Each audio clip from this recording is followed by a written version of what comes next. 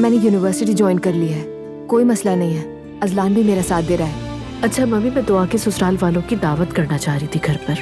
बहुत अच्छा ख्याल है। ज़ैनब साहिबा का फोन आया था, वो वीकेंड पे डिनर का प्लान कर रही। मैंने कहा आपसे पूछ कर बताऊंगी। ठीक है, चले जाएंगे। मॉम बहुत खुश होंगी। तुम्हें क्या हुआ है बेटी? अम्मी से लड़ाई तो नहीं हो गई आपकी? ये क्या बकवास है नाइला? नुमाइश में हिस्सा लेना है उसे। तो करने दो उसे, दिल खुश हो जाएगा हमारी बेटी का। उसने कहा है उसका कोई जानने वाला है, वो सैंपल्स उसको भेजेगी। कौन है वो जानने वाला? अजलान साहब ने बहू के बाप के साथ पार्टनरशिप में होटल खरीद लिया। दुआ का बाप बहुत चालाक है, देखा किस तरह हमारे बेटे को काबू कर लिया।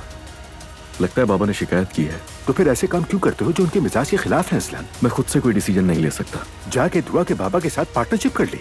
उनके साथ करने में क्या मसला है? वो आदमी एतबार के काबिल नहीं है। दुआ के बाबा के बारे में जानते हैं ऐसा कुछ?